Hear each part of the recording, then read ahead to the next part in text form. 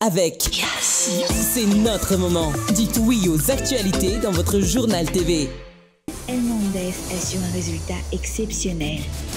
Faites confiance à El Mondes. Manolotra anao ny vaovao. Antso ray dia tonga manantona anao izahay. Iara-dalana isika, mitetika asanao ho vita. Indrana 643 manantona anao ny fampindramam-bola. Manolotra anao ny vaovao.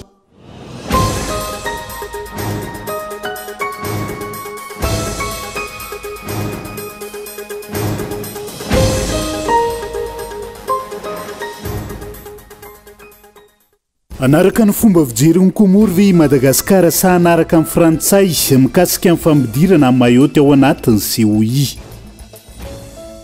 Iarany tsindritra raha-matahorany mpanao gazety eo amin'ny faritra atsimo andrefana amin'izao fotoana izao mamoaka ny vaovao mikasika ny raharaha Bazy Toliara.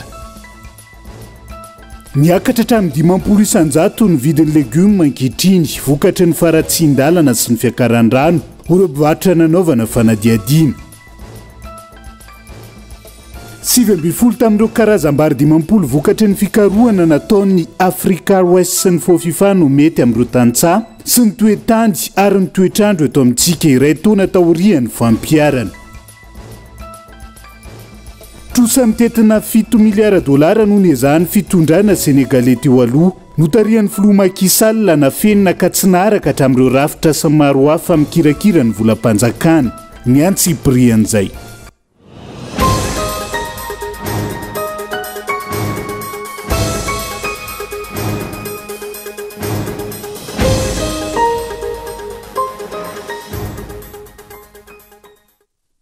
Ngadondrainy amin'ny valoralina fotoana ny fampalalamba-baovao eto amin'ny fitalavitra kolo atena ny araba tomboky lasy tombovavy manasa anao ihany koa anaraka ny antsiprian'izay toy ny mahazatra matoa andatsoratra avy hatrany no ndeha hanokafatsika ny fiarahana amin'ity ala ity anaraka ny fomba fijery ny Komory ve i Madagasikara sa anaraka ny Frantsay mikasika ny fampidirana ny maillot ao anatin'ny COI amin'izao fotoana izao androso faty renibe sa hiemotra ho faty raibe i Andry Rajoelina sy ireo mpiara-miasa aminy eo anatrehan'izay matoa andatsoratra Gaëtan Andriatsilavo.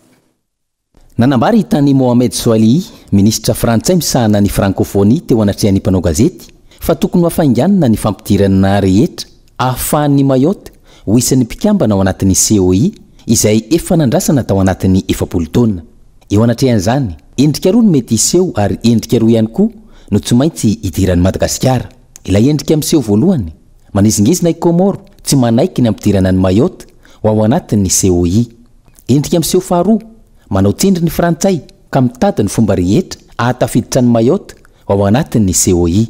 Endrika voalohany mety idiran'ny Madagasikara manoloan'izany anaraka ny La Frantsa ka iady ampidirana ny maillot ho ao anatin'ny COI ka ampiditra io resaka io ao anatin'ny lahadinika mandritra ilay fivoriam-ben'ny COI izay ho tanterahana eto Madagasikara ny 20 aprily ho avy izao. Endrika mety idiran'ny Madagasikara faharoa anohana ny Komoro mitazona ny heviny ny Komoro izay tsy nanaiky ny ampidirana ny maillot ao anatin'ny COI. Fanontaniana mipetraka anaraka ny Frantsay ve ny fanjakana malagasy raha toka manao tsindry sy izay fomba ahatafiditra ny maillot ao anatin'ny COI ny Frantsay ho tafiditra ao anatin'ny lahadinika ao anatin'ilay fivoriam-ben'ny COI izay ho tanterahana eto amintsika ny 20 aprily ho avy izao ve io resaka momba ny maillot io ary indrindra anaiky izany ve i Komoro izay mizingizina fa azy maillot. Anaraka ny fomba fiderin'ny Komoro ve i Madagasikara ka tsy ampiditra ny maillot izany hoe iady amin'ny Frantsay ve ny mpitondra malagasy. Mety ho efa nisy fifanarahana ara-diplomatika mikasika izany ve eo amin'ny Madagasikara sy Komoro ka mety ho isan'izany no nahafahana namerina eto Madagasikara ireny volamena 770 kilao tratra tany Komoro ireny. Mikasika ilay fivoriam-ben'ny COI manokana izay iresana manokana ny fanjarian-tsakafo sy ny faleovan-tena ara-tsakafo inona no mety ho tombontsoa azon'ny Madagasikara amin'izany? Tsy fandaniam-bola sy fandaniana andro fotsiny ihany ve izany eo anatrehany zava-misy iainan'ny mponina sy ny fahantrana lalina iainan'ny firenena malagasy. Fomba ahoana no ahafahana mametraka paikady amin'ny resaka sakafo kanefa ny vahoaka malagasy maty ny anoanana tsy misy sakafo? Tsy evina hatrany hatrany amin'ny nanomboan'ny COI ny taona 427 io fahavitantena ara-tsakafo io hatrany no nyresahana itadiavana vahaolana miaraka. Aty amin'ny taona 2020 inona ny tombontsoa azon'ny Madagasikara eo anatrehan'izany? I Madagasikara izay voalaza ombeny fa atao sompotry ny ranomasimbe indianina Wizana raina kaiky ary ujerena ny makasika zay mandritra ny fivorimbeny COI zay ho tanterana eto Madagasikara. Fa mihamafy ny ramatahora mahazo roponina sy tompony tany tsy makasitraka ilay tetikasa amin'ny filohan'ny pirenena. Eny tsara honenana boriboritany fahadimy amin'izao fotoana izao. Endrika fibodona tany kasain'olombitsy miaradia amin'ny fitondrana taony zava-misy eny an-toerana ary mialaka ao ambadiky ny tetikasa ny filohan'ny repoblika raha ny fanadihadiana entiny saina. Fiara telo feno mpitandro filaminana androany no niandrana teny tsara honenana anatanterahana ny asa fanamboarana ny kianja izay voalaza fa tetikasan'ny filoham-pirenena. Raha ny angom-baovao ny kasa anomboka ny asa ny orinasa no maraina teo fa natahotra ny fanoheran'ny mponina sy ireo tompon-tany voakasika mivantana amin'ity tetikasa ity ka ny mpitandro ny filaminana no nasaina ny alolalana. Hatramin'ny mita tao vovonana tsy nisy asa nandeha ary tsy tazana tena toerana ilay anatanteraka ny asa na ihany koa ny avy amin'ny fiadidinan'ny repoblika amin'ny matetikasa ny filoham-pirenena azy araky ny hita amin'ny takela-by famantarana na ny panneau de chantier. Ity raharaha ity tsy aivina misy olona miaradia amin'izao fitondrana izao ny kasa haka sy ibodiny tany efa ntaonany maro no ny fahitana izany fa tany malalaka. Tany manatopo sy taratasy ara-dalàna nefa ny toerana fa nomen'ny tompo-tany ho kianja filalovana anaovan'ireo tanora baolina kitra. Niakatra tena nivon'ny fitsarana ny raharaha ary nahazo rary ny hatrany ny tompo-tany. Nandeha ny ramatahora sy ny tsindry samihafa ka efa inefatra voantso tena nivon'ny mpitandro filaminana ny mpitantana ny kianja sy ireo miaro ny taniny. Eo ampiandrasana izay ho didi-pitsarana manaraka nipetraka tampoka ny takelaka famantarana ny alatsinainy teo fa hoe tetikasan'ny filoham-pirenena. RFDO dia mpampiditra hira piraty ao amin'ny devant tranon'ny président Fokotany eo no nametaka an'ireo teo. Mbola mandeha any amin'ny tribunaly amin'ny 19 zao zany ny tribunaly vao tokony vao misy didy mivoaka indray zany e.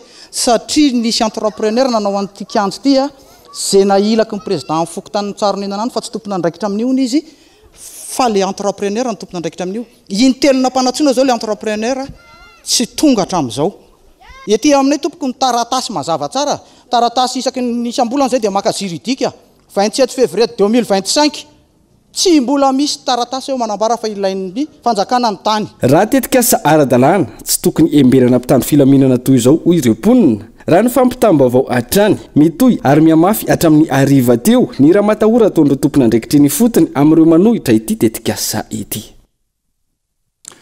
Makasika ny tetikasa bazy toliara amin'izao fotoana izao hiaran'ny tsindry ramatahora ny mpanao gazety eo amin'ny faritra Atsimo andrefana eo am-panatanterahana ny asany ankehitriny. Isan'ny voakasika izany ny mpanao gazety Francis Ramanantsoa Mahasampo ary rahonana hosamborina ihany koa anoho ny asany fa miantso ny fandraisana andraikitry ny isan'ambaratongany hiantoka ny fahalalahany ny asa fanaovan-gazety eo anatrehan'izay ity mpanao gazety ity onona sainy.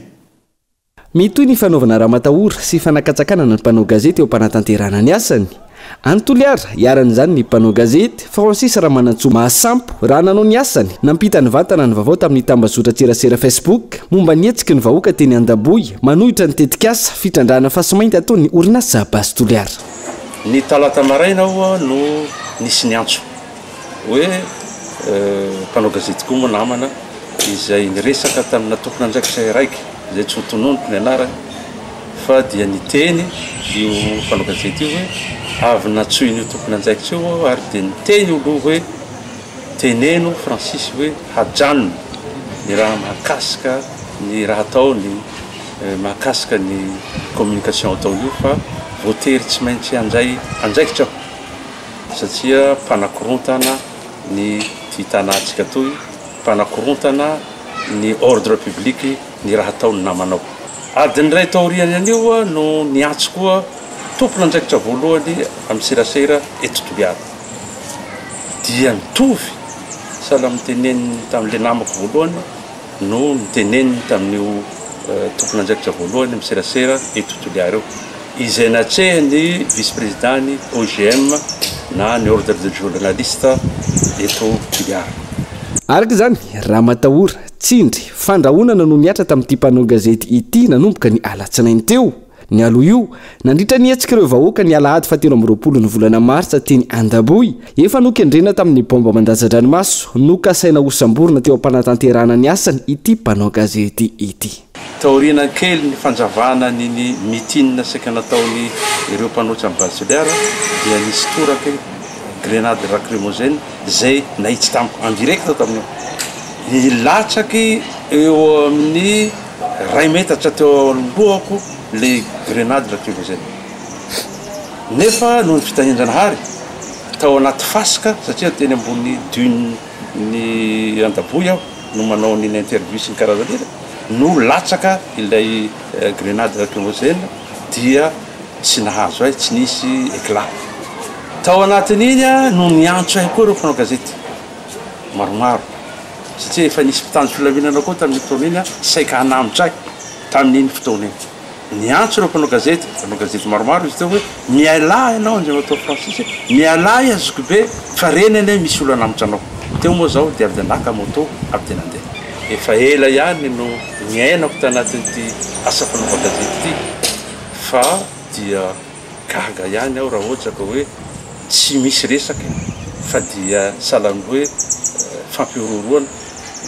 na intimidation no entina hatao eto amin'ity firenena ity na hatao amin'ity tanàna ity tsy vao zao nitrangana raha matahora sy fanakatsakana na ny mpanao gazety eo am-panatanterahana ny asany ho an'ny Francis Ramanantsoa Mahasampy manokana efa nompiteny mpitandro filaminana ihany koa ny fitaovam-piasany taona vitsilasa izay raha nanangom-baovao momba ny disadisana izy teo amin'ny mpandrarano fonja sy ny mpitandro filaminana tany an-toerana teo ihany koa ny fandrahonana isambotra azy tamin'ny fotoana ny valanaretina Covid-19 na eo azy zany rehetra izany anoho ny asany amin'ny mampanao gazety azy Francis raha nambarany ary amokatrany ny zava-misy ara-potoana zava-misy marina amin'ny ainy vakijery miantso ny tompona andraikitra isan'ny tokony anao ny asany araky ny tokony ho izy ary anaja ny fahalalan'ny asa fanaovan-gazety i Francis Ramanantsoa Mahasampy fa ao anatin'izay fanoherana nitetika asa basy toliara izay hatrany voasambotra ny ariva teo ihany koa ny koloniely fanampera izay isan'ny ray aman-dreny mijoro manohitra nitetika asa ny antoerana amin'izao fotoana izao araka ny loharan'ny-baovao fa nahitana fiakarana hatramin'ny 500 isanjato ny vidin'ny legioma amin'izao fotoana izao vokatry ny faratsin-dalana sy ny fiakaran'ny rano ireo mpivarotra nanaovana fanadiadiana eo anatrihan'izay maro amin'ireo tokantrano no tsy mampiasa voatabia sy tongolo amin'ny laoka andavanandro intsony vokatry ny fahalafosan'izay raha ny fanadiadiana enti ndrina fitiavana izao ny tongolo 200 teo aloha ty arizato ara ny teo aloha san'ity zany 200 teo aloha dia lasa 400 dia 5000 lehibe indrindra 5000 500 ty teo aloha ohatran'ity 200 teo aloha dia ty zany zao lasa 300 miakatra 500 hatramin'ny 500 ariary isaky ny kilao ny vidin'ny legioma raha oharina ny faran'ny taona 424 ny tombo 500 ariary isan-kilao ny tongolo raha toka nisy fiakarana hatrany amin'ny 500 ariary ho an'ny voatabia sy ny sakamalao ary ny tongolo gasy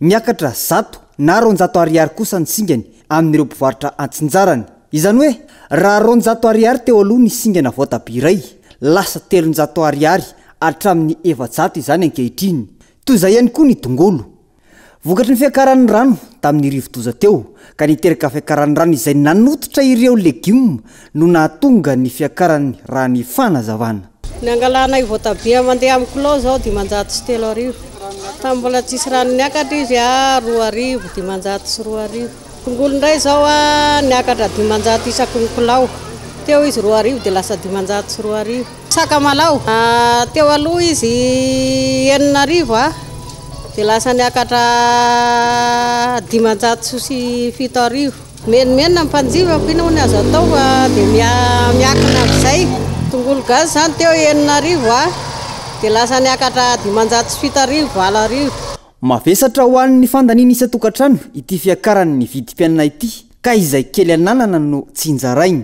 izany hoe ahena ny karazana legioma vidiana ho an'ity renim-pianakaviana iray ity tsy mampiasa voatabia sy tongolo firintsony izy amin'ny laoka noho ny fahalafosany tena enjana be aloha izao ny vidim-piainana dia izay kely ananana ny tsinjatsinjarainy vidina voatabia sy tongolo izao efa tsy dia mampiasa voatabia intsony satria 300 200 vao mahazo atao amin'izao fotsiny tsy maninona fa zavatra sitrany hoe raha mahazo sira ray ve midy voatabia dia miaina amin'ny zava-misy aloha izao ianao raha ohatra hoe mividy legioma na 5000 dia mba mahazo rehetrarehetra fa izao efa tsy mahazo tsony voatavo kely iny izao mividina 5000 nanamarika ny renim-pianakaviana iray hafa fa raha 5,000 ariary ny vola entina miantsena tamin'ny 5 taona lasa ampividanana ny karazan-daoka samihafa ankehitriny na 2 alina ariary aza no entina miantsena sarotra ny mitantana taloha zany zao raha mitondra 25 000 ianao ampy tsara mihitsy ny sakafo dinao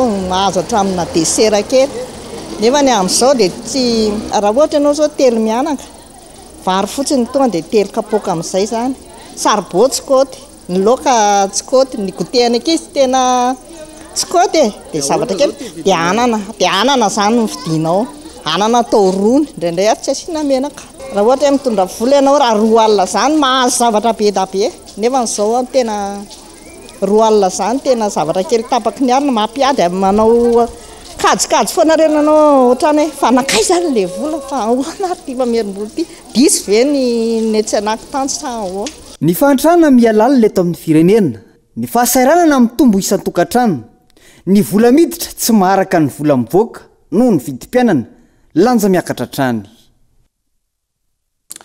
ireny ny olany fa efa mividy amin'ny fiainana andavanandro malagasy amin'izao fotoana izao fa misedra olana manoloana ny tsy fampindrano ihany koa ny ankamaroany ny orinasa eto amintsika ankehitriny goavana ny fiatraikan'io an'ireo orinasa noho izany mipanka mivatana amin'ny famokarana manoloan'izay nkondo maika hitadiava mba olana maharitra momb'izay ny teo anivo ny antenimerana indostria sy ny varitra eto Antananarivo sy ny teo anivo ny ondeana ny autorité nationale de l'eau et de l'assainissement gabay loano mitaritra ny fanadidina tsy ampy ny rano eto amintsika antony izany ny fiovan'ny toetry ny andro ny fahasimbany tontolo iainana io tsy fampina io izay misy fiantraikany amin'ny fahasalamana raha nivaly ny fanadihadiana farany natany afrobarometra 7.7 isanjatontsika eto Madagasikara dia tsy misitraka rano fisotro madio 1 isanjaton'ny malagasy mivoaka any amin'ny faritra lavitra vao mahita rano eo amin'ny 7.3 isanjato eo no maka rano manodidina ny toeram-ponenana izany hoe iray isanjato ihany no matsaka rano ao an-tranony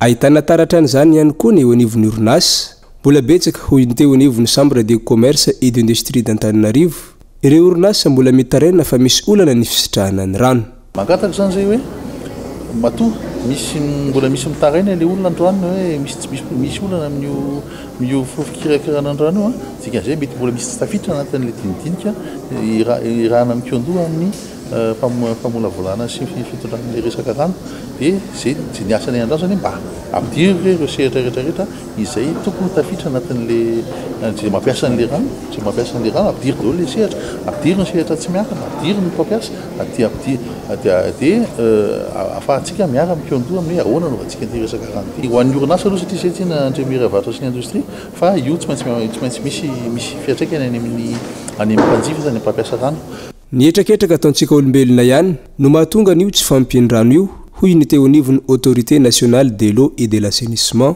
ohatra amin'izany ny fanimbana ny tontolo iainana ny fandripahana ny ala dorotanety sy ny sisa tokony arovana ny sandrika izay ilana fandraisana ndraikitry ny tsirairay raha ny fanazavana trany raha tsy voafehintsika zany io sandrika io dia iny lasa tsy ampy foana ny rano ninona izaka ataontsika zay mahatonga an'ireo lahara-pahamehana voalohany aloha re andao apetrakantsika le comité ny sandrika fa itsika tsirairay avy mbola andotony sandrika ve tsika amin'ny alala fangerina kalamatana ohatra zasenao ny tompona andraikitra amin'izany masahitsika mitendra tsy tompona andraikitra amin'izany fampitehany sandrika amin'ny alala fakana azo fandorana ny tanety sy ny sisa sy ny sisa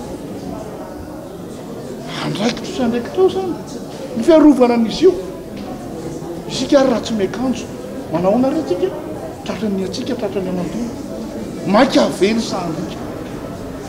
sandrika tokony manana fiarovana tsika zany tsy ny lalàna ny tsy ampy fa ny fanatanterahitsika mihitsy totosa teny Antaninarenina androany ny dinika na raha na fitadiavam-baolana momba ny tsy fahampian-drano nandray anjara tamin'izany ny antenimeran'ny varotra sy ny indostria eto Antananarivo sy ireo teknisianina momba ny famokarana ny rano ary ny fikambanana sy ny tetika asa misehatra amin'izany mitaraina ny orinasa raha izay fanadihadian'izay fa mitaraina ihany koa ny vehivavy amin'izao fotoana izao tsy ampy ny fanohanan'ireo ianjadiny erisetra eto amintsika ka mahatonga azy ireo ho kivy amin'ny fiainana andavanandro raha ny tsikatitra eny anivo ny fiarahamonina ankehitriny ilaina araka izany ny fanohanan'ireo vehivavy ahafahana miatrika indray ny fiainany tsy ahatongavany amin'ny famoizam-po ho ny fikambanana tsy miankin'iray izay nanaovana fanadihadiana tamin'ity androanyity Daniela Minoaso Malona ny trangana herisetra mianjady amin'ny ankamaroany ny vehivavy ny anivo ny fiarahamonina. Ilaina ary zava-dehibe ny fampiofanana ireo vehivavy hiara ny herisetra. Makasika ny atao hoe résilience na ny famadihana ny zavatra ratsy niatra teo amin'ny fiainany, ho zavatra tsara hoentina miatrika fiainana fa ihany koa ny fampianarana azy ireo ahita tambola, ny zoarat sosialy taka ny lalàna ny fanambadiana sy ny maro hafa. Antony sy ny tetika sahelatra izay misehatra amin'ny fampiofanana sy fanomezana tolotanana ary moraly ho an'ireo vehivavy hiara ny herisetra ny anivo ny fiarahamonina. Tohatra voalohany tsy maintsy engatsika rehefa manohana vehivavy hiara-ny herisetra zany isika dia ny manome azy fitaovana ahafahany miary, ahafahany miahy ny tenany ary indrindrindrindra ahafahany miahy ny tokantranony sy ireo zanany mba tsy hiara-ny herisetra indray ireo zanany avy eo. Misy koa zavatra lehibe amin'ny ankapobeny ny herisetra mianjady amin'ny vehivavy. Voalohany ny herisetra ara-batana, ny herisetra ara-nofo, ny herisetra ara-moraly, ny herisetra ara-bolana ny violence financière. Sarotra ny ady amin'ireo, raha tsy jerena manokana ka hitadiavana vahaolana ihany koa ny antony mahatonga ireo herisetra hitranga. Ankoatra izay, entanina zoto ametraka fitoriana ireo hiara ny herisetra. Efa maro amin'izao fotoana ny rafitra sy fikambanana mandray tanana ireo vehivavy hiara n'izany herisetra izany, izay mampianatra azy ireo ho sitrana sy hiatrika ny fiainany andavanandro. Teo amin'ny fiainako zatra nahilikiliky ny olona dia omeny olona teny marary foana. Dia lasa tsy mahatoky ny tenako tsony dia tsy samiresaka amin'ny olona satria isanandro dia teny marary, tsy mba misy olona comprendre mihitsy eo amin'ny situation iainako. Dia tena mihiboka ao atrana satria na vao mijery tarehan'olona fotsiny dia tonga dia jugement foana satria za nandalo fanaizana be ny zanako. Dia men'olona tsinya hoe nareo ki ohatr'izao tsy mamitandrina dia nefa ilay zavatra efa misy. Dia izay ny tena zavatra niainako tena teo amin'ny psychologie koa izany tena fo be. Olako indray za mbola mipetraka amin'ny ray aman-dreny dia ny dadako moa zany namono any aminay. Dia izany hoe ao tokantrano zany tsisy fifaliana mihitsy fa resaka ady foana ny iainana. Ireo tafavoaka-velona na les survivantes izay no anarana ny salorany ireto vehivavy miisa 700 niara ny herisetra teny anivo ny fiarahamonina ireto ka nomena fiofanana ahafahany miatrika ny fiainana sy misehatra amin'ny tontolony asa tamin'ny alalan'ny tetika sahelatra andiany faharoa izay fiara-miasa eo amin'ny fikambanana tsy miankina ny sefokotany ary ireo fiarahamonim-pirenena. Dia izay ihany koa no entintsika amin'sento vetivety ao anaty doka fohy. Mbola maro ny fanadihadiana azy vaovao misongadina mbola hoentina aminao rehefa avy eo aza misaraka aminay ary.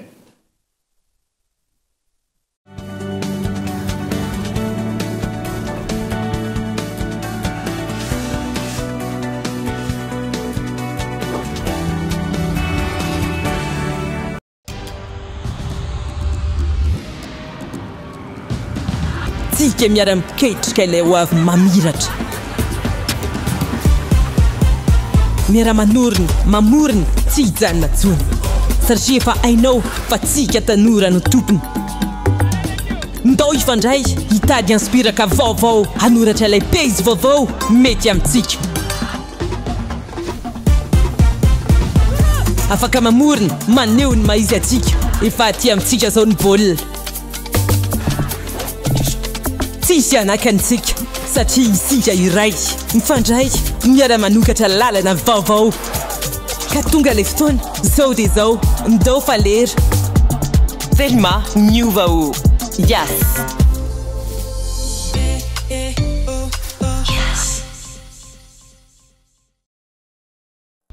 Sarobidy ny fotoana ka na ny segondra ray azy manandanja. Aza velo resiny rotoroto ireo fotoana mamy. Manokana fotoana ho anao sy ireo olona akaiky ny fonao, ho an'ny nofinofinao sy ny tetikasanao. Miaraka amin'ny hindrana 643 ao amin'ny PAMF miamora kokoa ny fiainana. Aza miasa saina fa ho karakaranay ianao. Antso iray dia tonga manantona anao izahay. Iara-dalana isika mitetikasanao ho vita. Hindrana 643 manantona anao ny fampindramam-bola.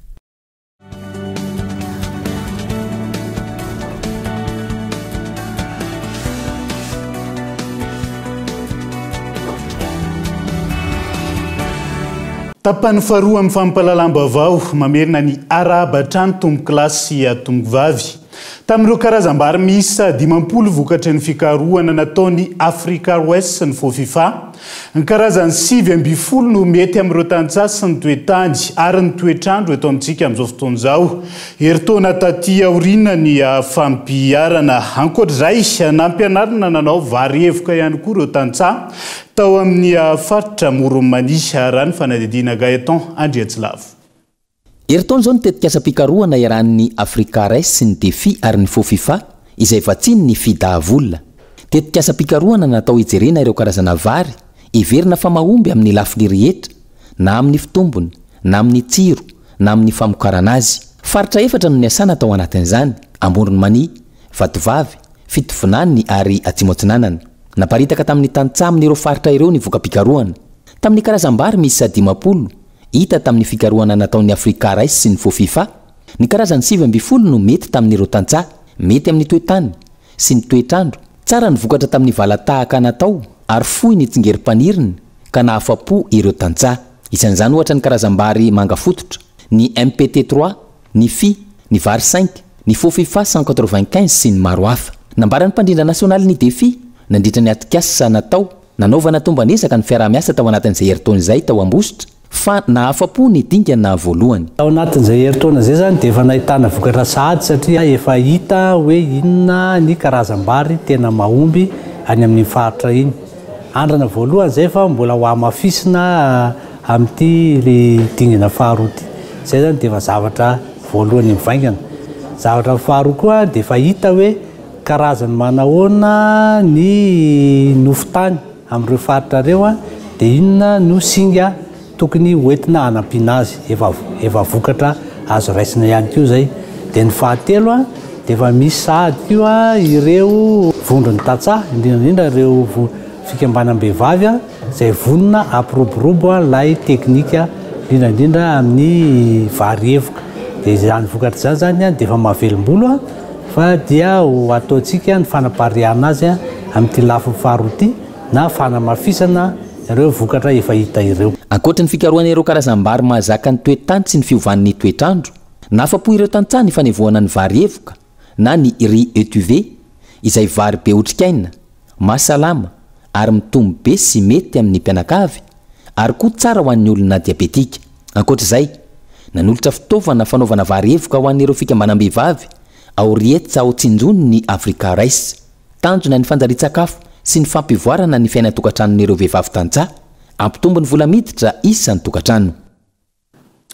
Lafomba vao hafa vetivety ny sitraka fampitaovana avy amin'ny club Agora Sarika Madagasikara ny CEGO manandrina. Tanjony tetika sa laptop for Europe ny hanatsarana ny tontolo ny fanabeazana eto amintsika. Eo koa ny ahafahan'ireo mpianatra mampiasa ny teknôlôjia vaovao amin'ny fandratona ny fahalalana onona saina. Andriankina ny fampandrosoana ny firenena ny sehatry ny fanabeazana sy ny fampianarana.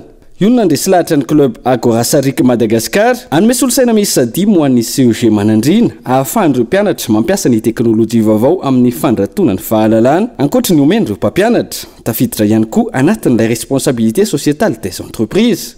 Ao anatin'ilay tetikasa laptops for Europe no angadina ananana sy vinahitana izao fampitaovana avy amin'ny club Agora Sarika Madagasikara izao. Ity tetikasa ity izay efa notanterahan'ny Agora Club International tamina firenena maro toa ny Roumanie, Maroc, Zimbabwe ary tsy diso anjara amin'izany teto Madagasikara ny tao amin'ny CEG manandrina. Nankasitraka ary nanambara fa ho ampiasaina araka ny tokony ho izy, ho kajiana, hodim-biasan'ny zandry ireto fitaovana ireto. Hoy ireo mpianatra teto amin'ny CEG manandrina ny sitraka ireto solosaina ireto. Ahafahana mamerina ny asa ny ireny anivon'ny fiangonana sy toriana ny filazantsara amin'izao fotoana izao. Hoy ireny ireo mpanakanto Toandrija Ramanantoanina Elsi Mahery ary Farakely mandritra ny hetsika izay karakarain'ny fohy BFJKM ny alahady 3 Martsa ho avy izao ireo hira anatin'ny firana FFPM sy ireo hira fiderana. Voafantina hira izay ho iraina amin'ny endrika namoronana azy manaraka ny solfa tsy nokitiana raha ny fanazavana ny Antsiprian'izay. mitaiza mitsabo fanahy ny hira fiderana amin'ny mahavavaka azy antony sy ny hetsika ireo hira ny kanto ny fanahy izay irana ireo hira anatin'ny firana FFPM karakaray ny foibe FJKM ny alahady ho avy izao hoentina mitory ny filazantsara na efa mahazatra anao ara ohatra hoe ny hira faharoapolo dia rehefa miaino azy amin'ilay anaovana amin'ny iraina azy amin'ny tena izy ay ve zany ny akantony tirity dia ho apetraka koa zany hoe faiza miaino zany a no talenta voalohany dia rehefa mahay miaino ianao a dia lasa mahay miaino dia rehefa aitsika tsara miaina ny lira mandritra an'io alahady io dia iainantsika mihitsy le izy iainantsika le tonony iainantsika le mozika dia mba ahitantsika n'le hoe ay ve zany ka tsiron'le hira iraintsika isan-kalahady ay zany a tena mampivavaka le hira zay filazany azy akay ny hira koa tena mampivavaka mihitsy ny ankamaroany hira-pivavahana fiain'ny ankamaroany malagasy raha teo izay saika hitra amin'ny teny vahiny ankamaroany antona ny ona ihany koa mandritra ity hetsika ity ny fananany malagasy hira azo atolotra maneran-tany matetika tsika rehefa any anaty fiarakodia hatramin'izay ny ankabeazan'ny olona hira-pivavahana vazaha satria tsara ravitra na tsy fantatrara ny tonony fa zany hira-pivavahana fotsiny izay ny gospel latsy choral mormor mo be da be ny meno azy dia fa zao tsika manana tena azo atolotra ary zay hoe azo atolotra maneran-tany mihitsy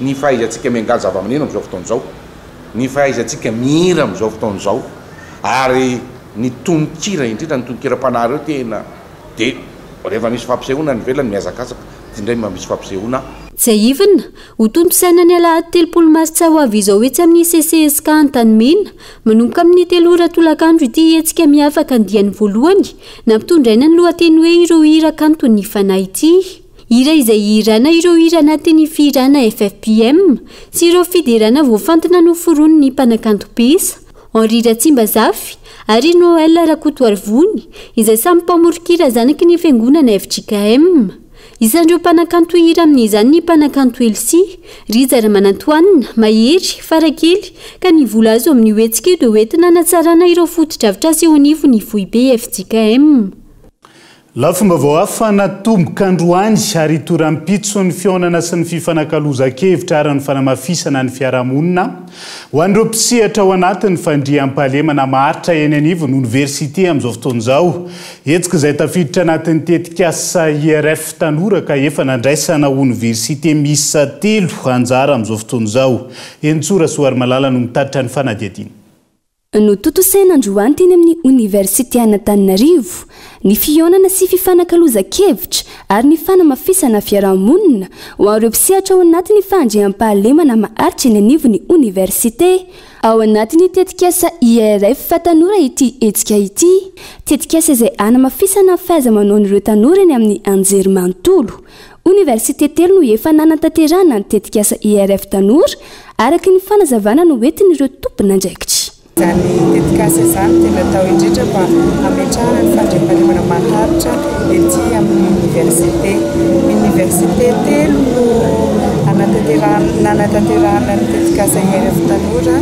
eto Antananarivo any Anjoliara ary any Tomasina inona moa natao tao anatin'izay tetikasa izay dia ny fanamafisana ny fahaiza-manaon'ireo tanora ety amin'ny université ary nampianarana haitaky azy ireo mba hafantarany fa misy fomba hafa ahafahany mangataka ny tombotsoa sy mitaky ny tombotsoa izay ilainy mba ahafahany manovo fianarana ampilaminana ety amin'ny université fa tsy ao anatin'ny herisetra fiaraha-mihetsika ahafahana mandresy lahatra ny mpanapa-kevitra ho fanatsarana ny lalàna ny rafitra sy ny fomba amam-panao isan'andro no tena zava-dehibe amin'ny tetikasa hoy ny filohan'ny Alliance Voargasy maromaro zany ireo sokajina fitakina efa nasehoany mpianatra ny université tao anaty moa isan'andro dia resaka hoe bourse dia ao koa ny fiainan'ny mpianatra andavanandro dia ao koa ny kalitao ny fampianarana moa zay amisan'ny zavatra mitakina fa ny tena zavatra-dehibe tamin'ity tetikasa ity dia ilay volaza teo hoe fomba fanaovana haitaky zany hoe fiaraha-mihetsika handresen-dahatra ny mpanapa-kevitra ahafahana manatsara ny lalàna ny rafitra sy ny fomba fanao isan'andro zany ho tombotsoa ny fiarahamonina dia ilazana n'le ankizy zany ny mpianatra tsy ny grevy ihany io mety anisan'ny ahitana fanaovana grevy efa atao amin'ny fomba mihaja ihany koa fa tsy ny grevy ihany a fomba mahana olana fa rehefa manana tahivokevitra mitombo ianao a mivonkona dia mitondra any amin'ny manam-pahefana manam-pahefana dia tokony hanana fahaiza miaino ihany koa. Fahaizan'ny mpianatra mandamina ireo fitakiana eny anivo ny toeram-pianarana no anisan'ny traikefa azo tao anatin'ny tetikasa tsy hijanona amin'izany ihany fa isy ihany koa ny fanomboana ny fahaizana miara-miasa eo amin'ny mpianatra samy mpianatra. Maro ireo mpianatra ny tonga nanatrika ity andro voalohany ity, misy tamin'izy ireo no avy any amin'ny faritra. Hita tao ihany koa ireo artista maro nanafana ny lanonana ho an'ny androany. Marina fa mbola midora pitso fa 17 ny volana martsy ity etsika ity. Manjaka misehatra rehetra ny tsy fandriam-pahalemana amin'izao fotoana izao ireo tanora izay nanangana ny fivondrona-be nasionalin'ny tanora ho an'ny fandriam-pahalemana. Isika ny firenena fa 5 maneran-tany manana ity fikambanana ity ka tanora misa 100 mpisolotena avy amin'ny fikambanana 20 manerana noso no mivondrona ao. Izy ireo izay nivorona andritra ny 2 andro hijerena ny teboka tokony atao lara-pamena ka nolotra ny sosikevitra ho an'ny manam-pahefana aorian'izay fanampiparazavana. Fanoizana ny engagement Madagasikara amin'ny résolution 2250 le izy dia isan'ny zavatra nitakiany tanora malagasy ihany koa izay voarakitra ao anatin'ny pacte pour l'avenir izay napetraka tamin'ny sommet de l'avenir tamin'ny septembre tamin'ny herintaona dia fanomezana toerana ny tanora sy fampandraisana anjara ny tanora amin'ny fampandriana fahalemana sy ny filaminana satria ny anaran'ilay coalition nationale des jeunes pour la paix sécurité ho atsangana izany le rafitra dia opérationnalisena dia tanora daholo mandrafitra anazy io dia le rafitra feo any hitondra vahaolana eo anivon'ny gouvernementa sy hitondra feo an'ny tanora eto amin'ny national sy régional sy ny iraisam-pirenena hoe zao no le vahaolana hitanay tsy mampisy fandriam-pahalemana dia reto vahaolana rosinay ary izay mihitsy manao an'ilay vahaolana fa tsy miandro fanjakana. Ireny ny feon'ny tanora fa nitondra ny feoany ihany koa ny ankizy tamin'ity androany ity. Miato matetika ny fianarana vokatry ny faratsian'ny toetrandro tatoato. Loza voajanahary izay tsy azo hidivirana isan-taona saingy tsy manana paikady hanalefahan'izany ny fitondram-panjakana indrindra ho an'ny sehatry ny fampianarana ny taky fandraisana andraikitra matotra avy amin'ny fanjakana malohan'izay ireo ankizy izay tohana ny tetikasa samiha karakaraina ONG iray izay tohana ny vondrona Eropeanina amin'izao fotoana izao. Niato ny fampianarana nanomboka omaly sy androany tao amin'ny zato maromaro tao amin'ny Sisiko Atsimondrano sy Sisiko Ambohidratrimo. Antony ny fankaran'ny ranon'ny Sisondy no ny fahabetsahan'ny rotsakorana sy ho fiarovana ny mpianatra izay mety monina na mianatra manamorona ny lemaka-tondraka araka ny fampitana azo avy amin'ny draina Analamanga. Efa nananika ny iray vorona teo ny fiaton'ny fampianarana ho an'ny faritra Atsimo andrefana vokatry ny fahasimban'ny foto-drafitrasa. Tsy voasambany no nisy fiantona fianarana noho ny rivo-doza sy ny fahasimban'izay foto-drafitrasa izay. Fa ihany koa no ireo efitrano fianarana sasany andraisina ireo traboina. Tokony andray fepetra mialoha ny tompon'andraikitra hiatrehana ny loza voajanahary fa ihany koa anamaivanana ny takaitrana izany hoy ny solotenan'ireo ankizy raha nandray fitenenana nanoloana ny solombavam-bahoaka sy ny tompon'andraikitra eo anivon'ny ministera ny fanabeazam-pirenena. Mpisehatra amin'ny fampianarana maro sy fiarahamonim-pirenena no efa nanao fanehoan-kevitra mikasika izany saingy tsy nisy valiny. Tamin'ity indray mitoraka ity nanandratra ny feon'ireo ankizy. Niantso ny tompon'andraikitra andray fepetra matotra anohanana ny sehatry ny fampianarana. Vola ho an'ny fanamboarana sekoly amin'izay maharitra kokoa ilay sekoly.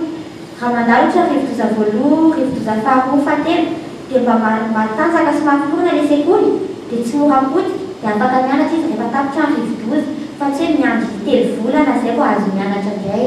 Fa ny rivo-doza iny dia lena ny boky, kahie satria tsisy fiarovana dia moiny hoe zaraina kitapo na protège zavao dia na misy rivo-doza tsy afaka mandeha mianatra mihitsy ary dia ao an-trano mba tsy mba ny entana dia ao an-trano ihany izy no mianatra mamerangerana ny lesona. Misy izao ilay voalazantsika teo ilay fianakaviana tsy manana fidiram-bola mandritra an'io rivo-doza na tondradrano io dia mba ampiana raboly izy na tediavana fomba anankiray mora ho anazy hidirany loharanoboly. Ankoatr'izay, nanamafy ireo ankizy fa ilaina ny fanatsarana ny serasera amin'ny fampahafantarana mialoha ny fiavian'ny rivo-doza sy andro ratsy mba hisy homanana. Taorian'ity antso avy nataon'ny ankizy ity ny aiky nisy fahampiana sy ny mahazava-dehibe ny fanatsarana ny sehatry ny fanabeazana sy ireo fotodrafitrasy mifandraika amin'izay ireo mpikambana ao amin'ny parlemanta sy ny ministera tompon'andraikitra. Rinay moa zany dia mba hitohizan'izany tetika azy zany satria tsy misy fampanosoana maharitra eto raha sy reto zanasika reto no afaka mianatra ara-dalàna mitohy mandrakarivan'ny fianarana. Nombonkevitra amin'zareo amin'izay tolokeviny izay dia ny fanatsarana kokoa ny lafiny fampitaovana sy ny fitantanana ary fanamafisana ireny fampianarana lafiny fampianarana tsy ny fotodrafisasa ihany fa ny manodidina fampianarana ray no tanterahana ny fifanaovan-tsoni teo amin'ireo ankizy ny parlemanta ary ny ministeran'ny fanabeazam-pirenena momba izay fanatsarana ny sehatry ny fanabeazana eto Madagasikara izay. Andrasina araka izany ny fepetra mivaingana horaisiny ireo tompon'andraikitra tsirairay avy manoloana ireo antsony ankizy ireo. Tsy hijanona ho resaka ambony latabatra izy fepetra sy vokatra azo tsapahin-tanana. Ity hetsika ity izay vokatry ny fanadiadiana tamin'ny ankizy momba ny fiantraikany fiovan'ny toetrandro amin'ny fianarany. Tao anatin'ny tetikasa samihay tarihiny ONG Save the Children vatsiny vondrona Europeanina vola tetikasa no tanterahina nandritry ny 2 taona tao amin'ny distriktany Mananjary, Nosy Varika ary ny faritra Vatovavy. Dia izay ihany koa no entina miampita ao anatin'ny maresaka iraisam-pirenena vetivety. Trosa mitetina 7 miliara dolara noho izany fitondrana Senegalais teo aloha no tarihan'ny filoha Macky Sall na fenina ka tsy naharaka hatramin'ireo rafitra sy maro hafa mikirakira ny volam-panjakana. Ny fitsarana momba ny compte Senegal no natsikatra ny fisian'ny trosa miopapana tsy mifanaraka tamin'ny taremarika navoaka ny fitondrana Macky Sall nandritra ny fitsirihana nataon'izy ireo. Avy eo nanamarina ny fisian'io trosa goavany io ny tahirim-bola iraisam-pirenena tamin'ny alalan'ny solitenany izay nanao fitsirihana atao Senegal. Hatreto andrasana ny fiakaran'ny filoha teo aloha fitsarana mikasika ny raharaha. Mahaleo tena ny fitsarana hoy ny ministra iray sady mpitondra tenin'ny gouvernemanta ka tokony hanaraka izay didy mivoaka ny rehetra. I Macky Sall izay nandaha ankitsy rano mikasika ity raharaha mahavoasaringotra azy ity hatreto. Dia izay ihany koa no entina manakatona ny fampalalam-baovao ankasitrahany ianao nanarak'izay hatramin'ny farany. Mandrapitafa ho amin'ny rahampitso indray ary tomboky lasy tomboky vahaveloma tompoko.